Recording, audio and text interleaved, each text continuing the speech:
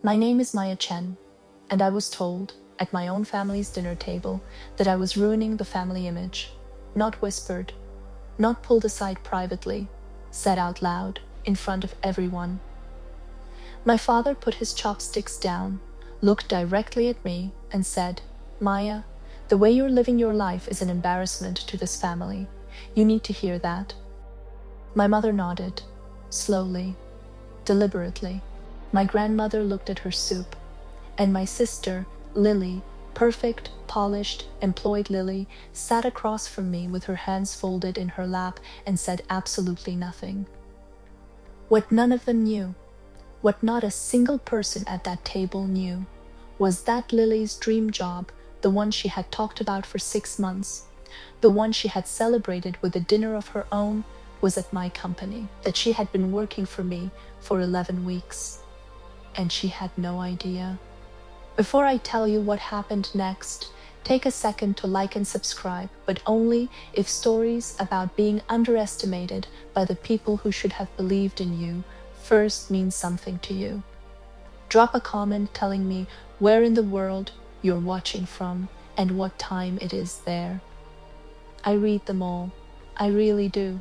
Now let me take you back to the beginning, because you need to understand everything before that dinner table scene will hit the way it's supposed to.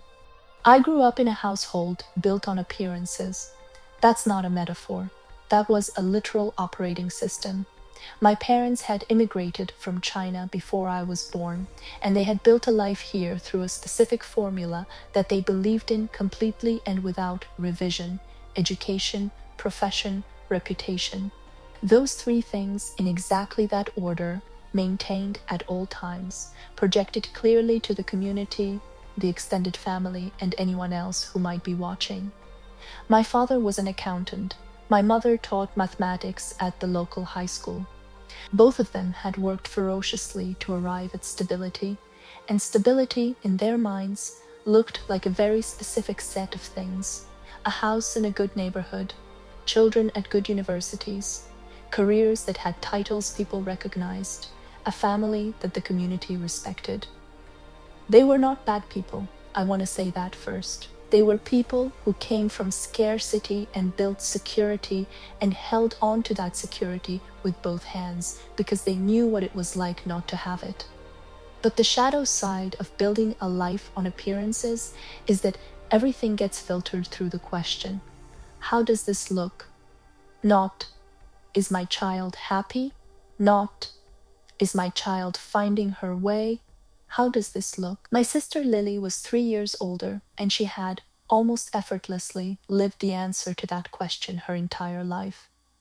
She was everything my parents' formula produced in its ideal form: straight A's, pre-med track, graduated with honors, went straight into a clinical research position at a well-regarded hospital. She was the model, the proof that the formula worked. She was also genuinely lovely. I want to be honest about that. Lily wasn't a villain in our family story.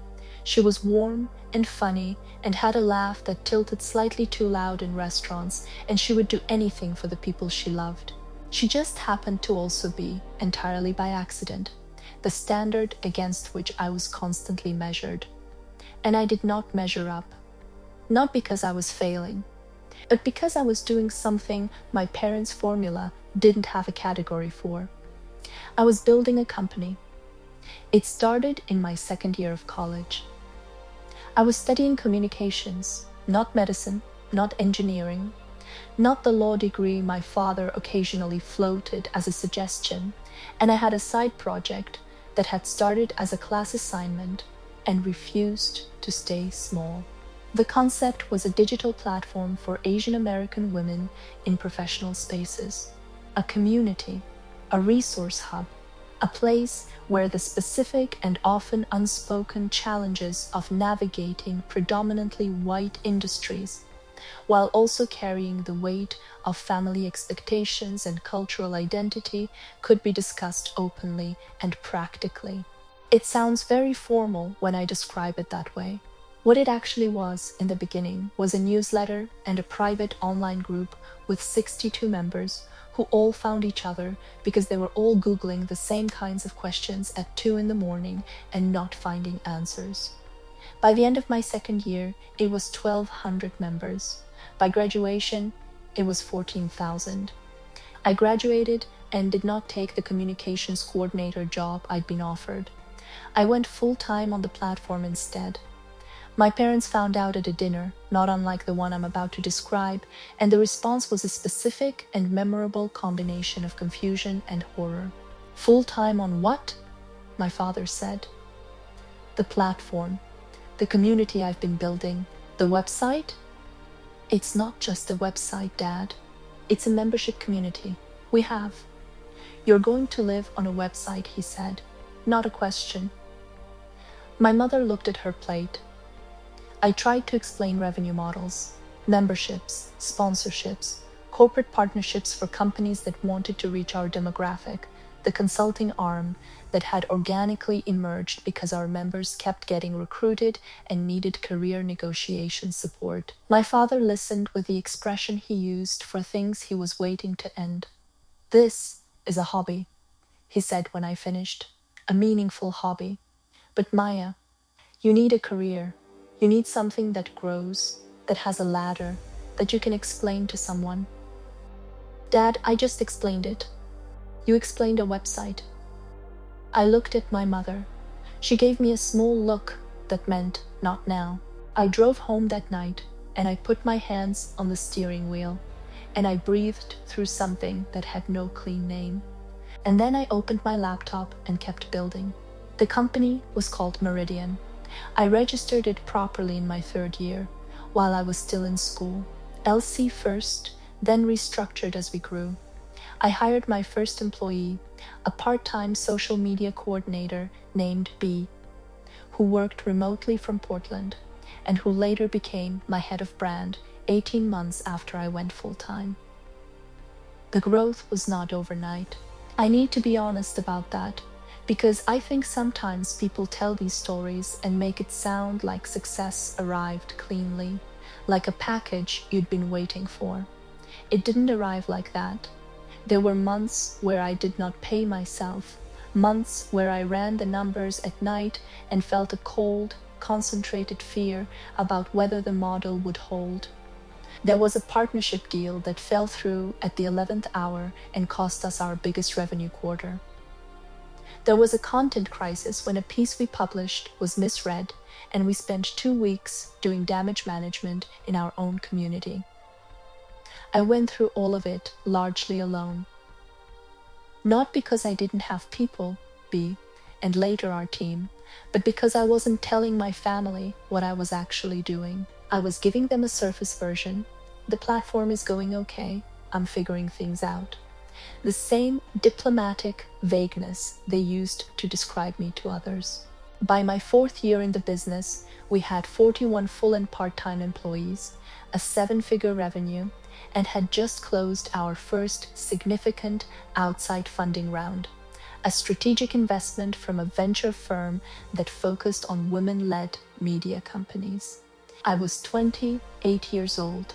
I had built something real. And my parents still referred to what I did as the website. The thing about keeping a secret from your family is that it has a cost, even when you've decided it's necessary. Every dinner where someone asked about my work, and I gave a careful, partial answer. Every time my mother mentioned Lily's career in the same breath as a subtle inquiry about when I was going to settle into something. Every time my father asked, with genuine if clueless concern, "Are you doing okay, financially? Meaning, are you failing yet? Should we be worried?" Every single time, I chose the partial answer, not because I was ashamed, because I had watched over years what happened when I gave them the full answer. It got minimized. It got translated into their framework. The website is growing. Oh, good.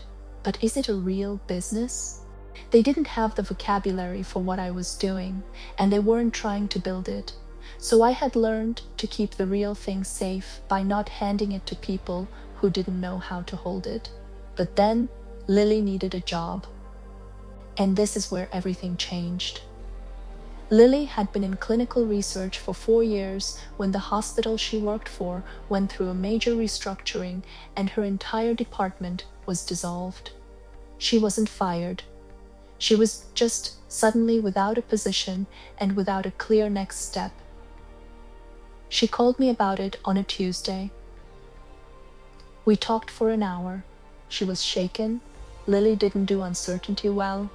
She had inherited our parents' allergy to it, and she was also, underneath the worry, excited in a way she'd been suppressing. "I don't know if I want to go back into clinical research," she said. "Then don't," I said. "It's the safe path. It's a path. It's not the only one." A pause. "I've been looking at content and communications roles, at companies I actually care about." Another pause. "Is that crazy?" "It's not crazy. Dad would say it's crazy. Dad thought my website was a hobby for 6 years," I said. She laughed at that, the tilting too loud laugh that I had always loved. "I've been applying," she said. "I have an interview next week at a company called Rewritten. Have you heard of it? It's a media and community platform, women-focused, Asian American focus. It's actually right in line with the kind of work I want to." I held the phone very carefully. I was sitting at my desk in the Meridian office, looking at my own company name on the wall across from me. "I've heard of it," I said. "It seems incredible. The culture looks..." "Lily," I said, "I need to tell you something, but I need you to hear the whole thing before you react." A pause. That's never a comfortable sentence. I know. I took a breath. "Meridian is my company." Silence. Complete, total silence for several seconds. "What?" she said. "I founded it. I've been running it for 6 years. It's what I do. What I've been doing. The website, as Dad calls it, is a funded media company with 41 people and..." I stopped. "I know I should have told you all sooner. I've been carrying this for a long time, and I know that's not fair, and I want to explain why. But first I need to know, how do you feel right now?" Another long silence. "I feel like my baby sister has been running a real company for 6 years, and I've been at family dinners acting like I was the one with the legitimate career," she said. Her voice was strange, not angry, something more complicated. "Lily, are you going to interview me?" she asked. I hadn't expected that question. "Do you want me to?" I asked slowly. "I want to get the job or not get the job on my own merits," she said, with the precision of someone who had just decided something. "I don't want a favor. I don't want you to manage the process for me. If I apply and interview and you, whoever makes the call decides I'm the right person, then I want that.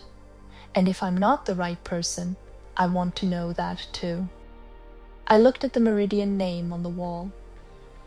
"Okay," I said. "Then I'll stay out of it. You'll go through our standard process. I'll tell our head of talent that I have a personal connection to one applicant and I'm recusing myself. Promise me." "I promise." "And Maya?" A beat. "We are going to have a very long conversation about the last 6 years. I know. I'm ready." She hung up. I sat at my desk for a long moment, and then I called our head of talent, a meticulous woman named Joanna, and I told her exactly what I'd promised, that I had a personal connection to an applicant for our senior partnerships manager role, and I was removing myself from all stages of that hiring process. Joanna could make the call on pure merit without any input from me. "Got it," Joanna said. "Not a problem. Let the process be the process," I said. "Always is," she said. 3 weeks later, Joanna hired Lily on her own merits. Her background in clinical research, the data orientation, the stakeholder communication, the institutional partnership experience was exactly what the partnerships team needed. Joanna told me afterward it wasn't even a difficult decision. Lily joined Meridian on a Monday. She had been there for 11 weeks, when my parents called a family dinner, and the whole thing came apart at the table. My parents hosted dinner the second Sunday of every month. It was the kind of standing event that had the force of obligation, even if it was framed as invitation. You did not come without a reason that would require more explanation than attending. I drove over knowing something was in the air. My mother had been more clipped than usual on the phone that week. My father had sent me a link to a job posting, a marketing coordinator position at a local firm, with the message, "Thought this might be useful." Good opportunity to stabilize. I had not responded. I walked in, and Lily was already there, sitting at the kitchen counter with a glass of water, looking at me with an expression that said, "I don't know what's coming either." We hadn't told our parents about the Meridian situation. Not yet.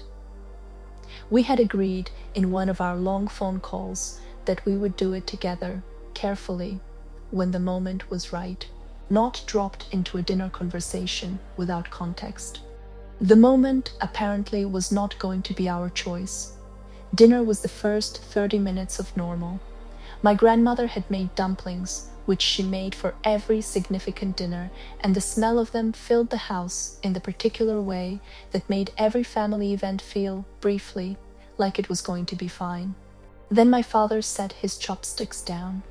I watched him do it with a specific deliberateness, the way you set things down when you've planned to set them down.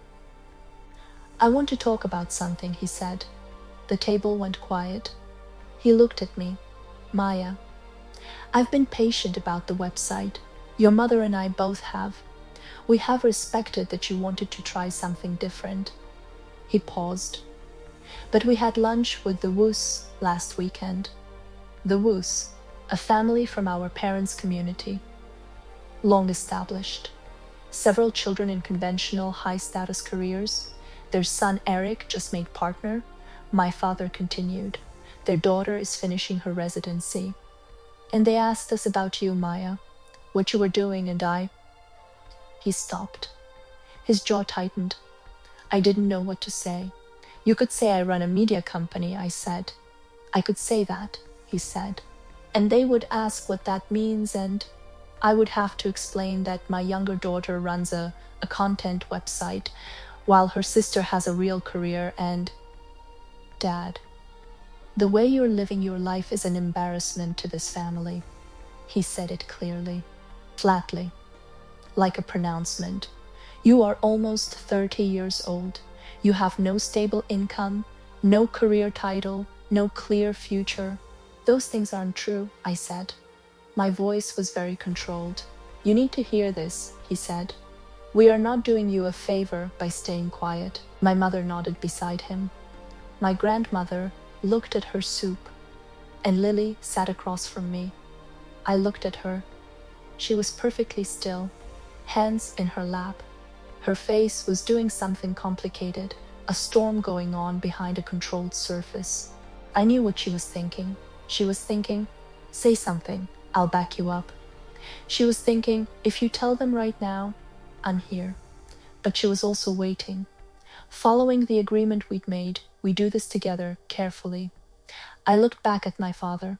"Let me ask you something," I said. "What would make you feel like I had a real career? What is the specific thing, the title or the number or the metric, that would change your mind?" He looked slightly surprised by the directness. "Something stable," he said. "Something with a future you can explain." I have both of those things. A content website isn't... "It's not a content website," I said. "And I've been letting you call it that for years because I wasn't ready to have this conversation. But I'm ready now." I put my own chopsticks down, and I think it's time. I looked at Lily. She gave me the smallest nod. I turned back to my parents. Meridian is a media and community platform for professional women, with a focus on Asian American and API communities. We launched 6 years ago as a newsletter. We now have over 200,000 active members. My mother blinked. We have 41 full and part-time employees. We have a 7-figure annual revenue. We closed a strategic funding round last year with a venture firm that specializes in women-led media companies. I paused. Let each sentence land before adding the next. I am the founder and CEO. I have been running this company full-time since the year I graduated. The website you have been referring to for 6 years is a funded, staffed, growing company. The table was completely silent. My father's expression had gone through several things in the space of 10 seconds.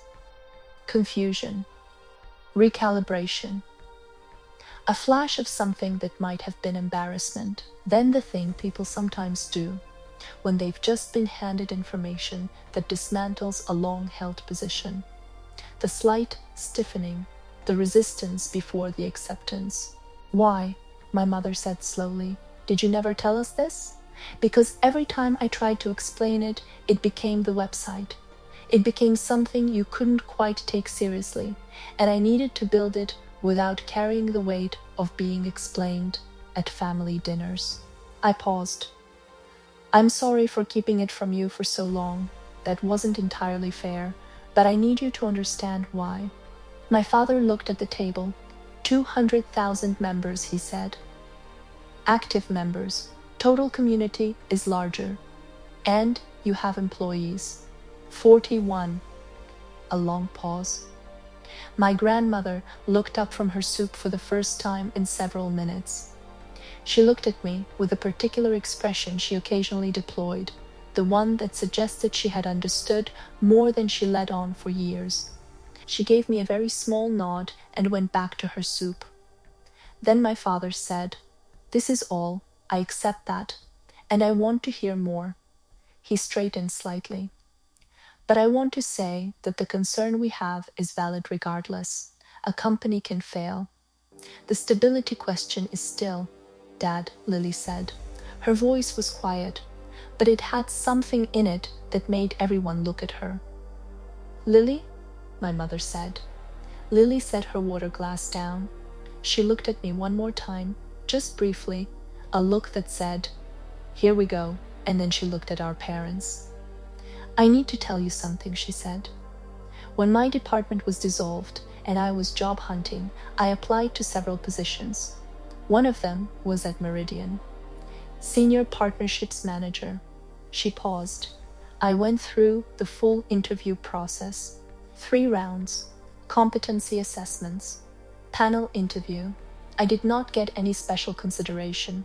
The head of talent made the decision without Maya's involvement. Maya specifically removed herself from the process so that there was no favoritism." My mother's brow furrowed. "You applied to Maya's company?" "I didn't know it was Maya's company when I applied," Lily said. "I found out before the first interview. I chose to go through the process anyway, because I wanted to earn it." Another pause. "I've been working at Meridian for 11 weeks. I work for Maya, and it is, without any exaggeration, the best job I have ever had." The silence that followed that sentence was a different kind of silence than the one before it. Not the flat silence of a surprise landing. A deep silence, the kind that comes when a room of people is collectively realizing how large the gap has been between what they thought was true and what was actually true. My father looked at Lily, then at me, then at Lily again. "You work for your sister," he said. "I work for her company," Lily said, "which she built from nothing. In the time that I was working a job that felt safe, while you were calling it a website." Her voice wasn't angry, it was steady. The steadiness of someone who had decided something on the way to this table. "Maya has built something genuinely remarkable," Lily said. "She has built a community that serves hundreds of thousands of women. She has built a team. She has built a sustainable business. And for 6 years at this table, we have described that as figuring things out." She paused.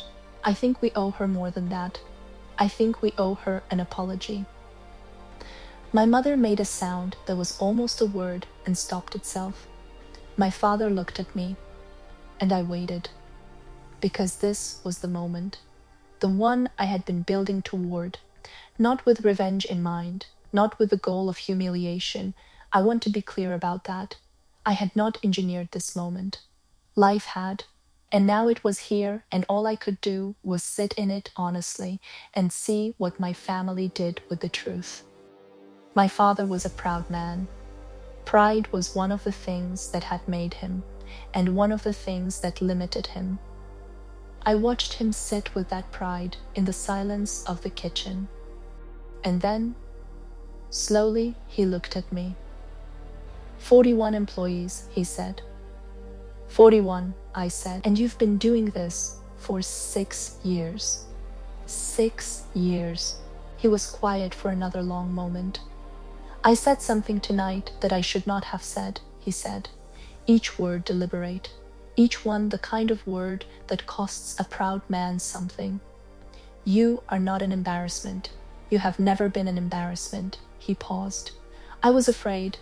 I have been afraid for a long time that you were struggling and too proud to say so, and I turned that fear into criticism instead of asking you directly what you needed. He shook his head slowly. That was wrong. My mother reached across the table and put her hand over mine. I want to understand it, she said. All of it. Will you explain it to us? From the beginning? I looked at her hand on mine. I thought about how many dinners I had sat at this table wanting exactly this. Not the victory of being right, but this. Being asked. Being taken seriously enough to be asked. Yes, I said. I'll explain everything. My grandmother spoke for the first time since dinner began. She said something in Mandarin that I had to ask her to repeat because she said it quietly and once. She said, I always knew this one would surprise everyone. She is like my sister was. Quiet where it counts. Loud only when it matters. Then she picked up her chopsticks and continued eating, with the magnificent composure of a woman who felt she had said the most important thing at the table and saw no reason to add to it. I laughed, the real version, and then Lily laughed, and my mother made the sound she made when she was trying not to, and even my father, after a moment of resistance, managed a small smile that built slowly into something more genuine. And we ate. And I told them everything. The weeks that followed that dinner were not a fairy tale transformation. I want to be honest about that because I think honesty is more useful than the version where one conversation fixes everything. My father asked questions about Meridian for 3 weeks after that dinner. Practical questions, methodical questions. He wanted to understand the revenue model, the funding structure, the risk profile. I answered all of them. Some of the conversations were slightly tedious. Some were actually useful. He had a financial precision that, once directed in the right direction, helped me think through a structural question I'd been sitting with. My mother asked different questions. She wanted to understand the community, what it was for, who it served, what it meant to the people in it. I sent her some of our most read pieces. She called me a week later and said, carefully, I didn't know this kind of space existed. I think I could have used something like this when I first came here. I held the phone and breathed through that. That's why I built it, I said. She was quiet for a moment. I'm proud of you, Maya. I should have said that a long time ago. You can say it now, I said. It still counts. Lily and I had our long overdue conversation about the years of secrecy. She was honest with me. She said there were moments, after finding out, when she'd felt a sting of something. Not jealousy exactly, more like, I wish I'd known. I wish we could have talked about this. I wish the table felt safe enough that you could have told us. I know, I said. I'm sorry for that part. I understand why you didn't, she said. But I want you to know you could have told me. Maybe not at the beginning, but somewhere along the way, you could have trusted me.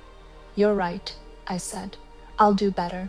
You'd better, she said. You're my boss. It would be very uncomfortable otherwise. I laughed so hard I had to put the phone down for a second. Working with Lily turned out to be one of the genuinely great surprises of my professional life. She was meticulous in the way that her research background produced, data-focused, clear-headed, rigorous about follow-through. She brought an institutional partnership framework to our business development work that we'd been missing. Joanna had been right. It wasn't a difficult decision. There were moments of adjustment. Working with family is not without its particular friction. There were 2 conversations in the first 4 months that required us to be very deliberate about when we were talking as colleagues and when we were talking as sisters, because those are not the same conversation, and conflating them is how things go sideways. But we navigated it carefully, with the kind of honesty that we'd both been learning in different ways was the only thing that actually worked. 6 months after the dinner table conversation, my parents came to the Meridian offices. I had offered several times. My father had politely deferred, which I understood was part of his process. He needed to fully revise his mental model before he could walk into a space and see it clearly. Rushing that would have produced a version of the visit that didn't serve anyone. When he was ready, he said so. They came on a Thursday morning. I gave them the full tour. The open workspace, the content studio we'd built out, the wall where we'd printed selected messages from community members, hundreds of them, in small type, covering an entire surface, talking about what Meridian had meant to their careers, their confidence, their sense of belonging in industries that hadn't always made room for them. My father stood in front of that wall for a long time. He read without speaking, moving slowly from one message to the next. I stood back and let him read. My mother was beside me, her hand through my arm. After several minutes, my father turned around. His eyes were wet. This was the second time in my memory. "You built this," he said. "We built it," I said. "Me and the team." He looked around the office, at the people working, the energy of a room full of people doing something they believed in. "I have told people for years that you run a website," he said. "I want you to know that I am aware of how wrong that was." "It's okay, Dad." "It is not okay," he said, with a gentleness that surprised me. "It is forgivable, which is different. I would like to be forgiven for it." I crossed the space between us and hugged my father, which we did not do often. He was not a demonstrative man, and he held on in the way that people do when they're holding more than the moment, when they're holding years of it. "You're forgiven," I said. He patted my back twice in the precise way he always had. "Show me how the revenue model works," he said. "I have questions." "Of course you do," I said. My mother laughed behind us, the tilted, too loud kind that Lily had clearly inherited. Here is what I learned, what I'm still learning. There are 2 kinds of family pressure. The first kind is the obvious kind, the direct criticism, the "you're embarrassing us" and that's not a real career, and the job postings forwarded without comment. That kind is hard, but it's at least clear. You can see it and push against it. The second kind is quieter and more expensive. It's the internal pressure, the part of you that absorbed the criticism so early and so thoroughly that you started speaking it to yourself in your own voice. The part that made you keep the real things secret, not just from them, but from yourself sometimes, kept you from fully celebrating your own milestones, because to celebrate felt like tempting the fate of being found out, being measured, being found insufficient. That second kind of pressure is the one I've had to do the real work on. Because here's the truth. I kept Meridian secret for longer than I needed to. The first year, necessary. Second year, probably still reasonable. By year 4, with funding closed and 40 people employed, I was keeping it secret, not to protect the company from premature judgment, but to protect myself from the vulnerability of being fully known. That's different. That's a habit that needed examining. The dinner table crisis forced the examining, which is, in retrospect, the thing family crises sometimes do. when they come at the right moment. They force a reckoning that the comfortable middle ground would have kept postponing indefinitely. I am not saying you should wait for the crisis. I am saying don't be so afraid of being known that you disappear into your own secrecy. Don't let the protection become a prison. There is a point, and you will know it when you reach it, where keeping yourself hidden from the people who love you is no longer survival. It's just loneliness with better organized paperwork. The other thing I want to say is about Lily. My sister working for me is the thing people always want to comment on. The irony of it. The twist. And yes, I understand why it landed the way it did that night at the dinner table. I understand the dramatic satisfaction of the reveal, but here's what the reveal actually meant to me in the quiet after the drama. Lily applied to Meridian not knowing it was mine. She did it because she had found a company that was doing something she believed in. She had recognized from the outside and without knowing my involvement that what I had built was worth her time and her skill and her professional investment. She chose it on merit, on resonance, on the fact that the mission meant something to her. That is the thing I am most proud of. Not the funding, not the revenue, not the wall of messages or the 41 employees or the moment my father stood with wet eyes in the office I built. The most important thing to me is that my sister looked at the work and said, "That's real. That matters. I want to be part of it," because she didn't know it was mine, which means the work spoke for itself. And that is the whole point. My name is Maya Chen. At a family dinner table, I was told I was ruining the family image. At the same table, on the same night, my family found out that my sister had been working for me for 11 weeks. I did not plan it that way. I did not engineer the moment for maximum impact. Life just has a way of arranging the truth into a scene when you've kept it waiting long enough. What I want to leave you with is this. You do not owe anyone your story before you're ready to tell it. Build in the quiet. Build without the commentary. Build in the space where no one is measuring you, and the only voice you have to answer to is the one that knows exactly what you're trying to make. But know this too. There is a day coming when the thing is real enough and strong enough and fully enough yours that you can carry it into any room and set it on any table and say, "This is what I've been doing. This is who I am. This is what I built." And on that day, the people who called it a website will see it for what it actually is. Some of them will surprise you. Some of them will look at the wall with wet eyes and ask to be forgiven. And you will find, if you've done the work on your own heart, that you have exactly enough grace to give it to them. Not because they always deserved it, but because you do.